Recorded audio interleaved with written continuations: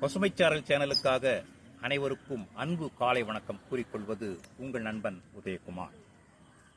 இன்று ஒரு அறிவியல் செய்தியாகவும் சத்துணவு பற்றிய ஒரு செய்தியாகவும் உங்களிடையே நான் அந்த செய்தியை பதிவிட விரும்புகிறேன். முக்கியமான செய்தி என்னவென்று கேட்டால், ஏற்கனவே ஒரு பதிவில் போட்டிருந்தேன். குழந்தை ஆரோக்கியமாக பிறந்திருக்கிறது என்று எப்படி தெரியும் என்றால், அந்த குழந்தை சராசரியாக 3 கிலோ எடையுடனும் 50 சென்டிமீட்டர் நீளத்துடனும் இருக்கும்.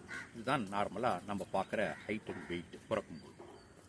இந்த வெயிட்டும் ஹைட்டும் ஒவ்வொரு நாளுமே நமக்கு தெரியாமல் வளர்ந்துக்கிட்டே இருக்கும்.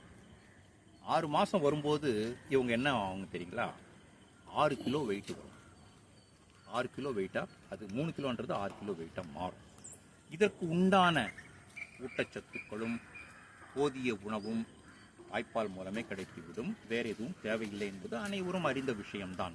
ஆனால் எங்கே பிரச்சனை உருவாகிறது என்றால், அந்த 6 மாதம் முடிஞ்சு அந்த 7வது மாதம் தொடக்கம் இருக்கு பார்த்தீங்களா, அங்கிருந்து தான் பிரச்சனையே ஸ்டார்ட் ஆகும். எப்படின்னு கேட்டிங்கன்னா, சில பேர் என்ன நினைப்பாங்கன்னா, இந்த உணவு தாய்ப்பால் என்ற உணவு 1 வருஷம் வரைக்கும் போதும் ஒருத்தர் நினைப்பாங்க.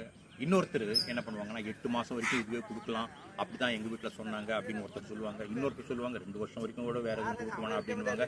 விதவிதமான என்னன்னு கேட்டிங்கன்னா, இப்படி ஒரு கருத்து நிலவி கொண்டிருக்கிறது. ஆனால் உண்மையில் என்ன சொல்ல வேண்டும் என்றால், 6 மாதம் முடிந்து 7வது மாதம் ஆரம்பிக்குது பாருங்க, அன்னைக்கே நாம் சாப்பிட்ற உணவை எல்லாம் அறிமுகப்படுத்தணுன்றது தான் விஞ்ஞானம் சொல்கின்ற உண்மை. அதில் தான் முக்கியமாக நான் அன்றைக்கி ஏற்கனவே ஒரு பதிவில் போட்டிருந்தேன், அரிசியும் பருப்பும் நெய்யும் கலந்து நீங்கள் கொடுக்கலாம் அப்படின்னு சொல்லியிருக்கோம் பார்த்தீங்களா. அதை தாண்டி கொஞ்சம் இன்னும் ஒரு 7 மாதம் வந்துருச்சுன்னு வச்சுங்களேன், 7-8 மாதம் வந்துருக்குன்னு வச்சுங்களேன். 8வது மாதத்தில் என்ன ஆகும்னு கேட்டிங்கன்னா, குழந்தைங்களுக்கு இந்த ஈறு இருக்கு பாருங்க, அந்த ஈறு வந்து கெட்டியாகி அதுக்கப்புறம் பல் முளைக்க ஆரம்பிக்கும். கிட்டத்தட்ட வெள்ளையாக ஒரு பல் வர ஒரு இது அறிகுறி தெரிஞ்சாகணும். அப்படி அறிகுறி தெரிஞ்சாகலைன்னா அதுவும் ஒரு ஊட்டச்சத்து குறைபாடு என்று தான் கணக்கில் எடுத்துக்கொள்ள வேண்டும்.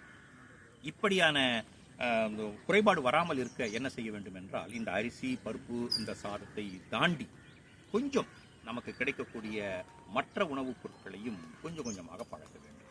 எந்த குழந்தையும் சாப்பிடாதுதான், சாப்பிடுவதற்கு அழத்தான் செய்யும். அதை நாம் சமாளிச்சுக்கிட்டு எப்படியெல்லாம் ஊட்டுறோமோ, நமக்கும் சலிக்காமல் ஊட்டி அதை வளர்த்தாதான் அந்த குழந்தைக்கு அந்த போதுமான ஊட்டச்சத்து வரும். என்னடா ஊட்டச்சத்தை பற்றி நிறைய இது மாதிரி சொல்கிறேன்னு நினைக்காதுங்க. ஏன்னா ஊட்டச்சத்து குறைபாடால் இருக்கிற குழந்தைங்களை நான் காமிக்க ஆரம்பிச்சேன்னா அந்த ஹாஸ்பிட்டலுக்கு போய் ரீஹைபிலிட்டேஷன் சென்டருக்கு போய் உங்களுக்கு காண்பிக்க ஆரம்பிச்சேன்னா உங்களுக்கு அப்போ அதனோட அருமை புரியும். இந்த ஊட்டச்சத்தோட அருமை ஏன் சொல்கிறாங்கன்றது அப்போ புரியும். ஏன்னா நீங்கள் அந்த குழந்தை நேந்தி போன குழந்தைங்களும், நோஞ்சான் குழந்தைங்களும், அந்த மராஸ்மஸ் என்ற வியாதி வந்த குழந்தைங்களும், குவாஷியார்கர் என்ற வியாதி வந்த குழந்தைங்களும் எடுத்து போய் காமிச்சோம்னா, அப்போது அந்த தாயை பார்த்தீங்கன்னா அவங்க சிந்துற கண்ணீர் வந்து ரொம்ப மனசு கலக்கிற மாதிரி இருக்கும். அதனால தான் நம்ம பொதுவாக என்ன சொல்கிறேன்னு கேட்டிங்கன்னா, முன்னாடியே வருமுன் காப்பதே நல்லதுன்றதுக்காக இந்த விஷயத்தெல்லாம் இந்த சேனலில் நான் பகிர்ந்துக்கிறேன். சரி, நான் அந்த அரிசி இதை தாண்டி என்ன சொல்ல வரேன்னு கேட்டிங்கன்னா, முட்டை என்பது ஒரு அருமையான உணவு. முட்டையை வந்து நீங்கள் ஒரு முட்டையை எடுத்துக்கிட்டிங்கன்னா கிட்டத்தட்ட 50 கிராம் இருக்கும் ஒரு முட்டை சராசரியாக. இப்படி ப்ளஸ் ஆர் மைனஸ் இருக்கலாம், 50 கிராம் இருக்கும்.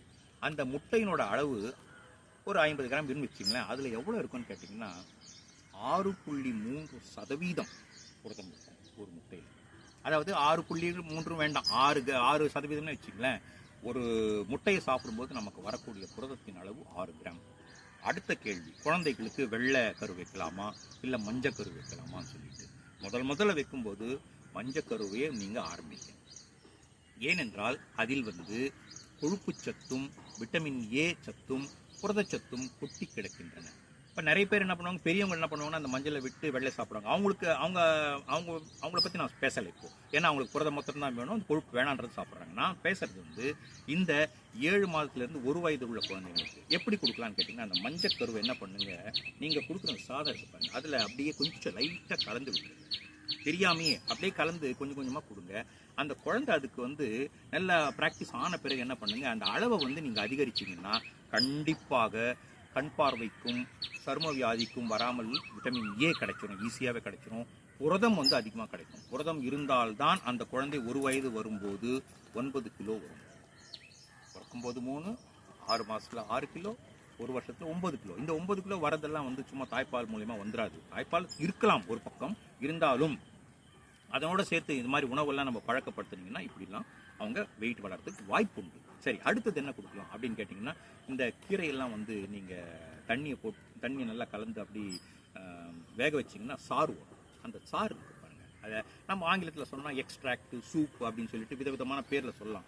அது கீரையோட சாறுன்னு வச்சிங்களேன். அந்த சாரை என்ன பண்ணுங்க, ஒரு நாள் இந்த சாதம் பருப்பு இருக்கு பாருங்க, அதில் கலந்துருங்க. அதில் கலந்துட்டு நீங்கள் வச்சிங்கன்னா அப்போ என்ன ஆகுன்னா, கீரை சாப்பிடலன்னா கூட அந்த கீரையால் வரும் உபயோகம் அந்த குழந்தைக்கு போய் சேரும்.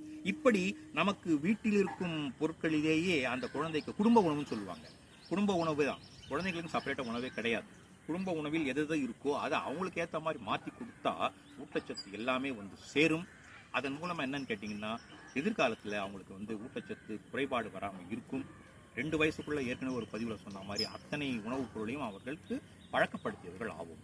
இந்த அருமையான விஷயத்தை நீங்கள் உங்களுக்கு குழந்தைகள், சின்ன குழந்தை எங்கள் வீட்டில் இல்லை சார் அப்படின்னா கூட இந்த செய்தி நீங்கள் பகிரலாம். இது எல்லாருக்குமே அவசியமான செய்தி. இந்த ஒரு செய்தியோடு ஒளிப்பதிவாளர் நீலகண்டவன் விடைபெறுகிறேன்.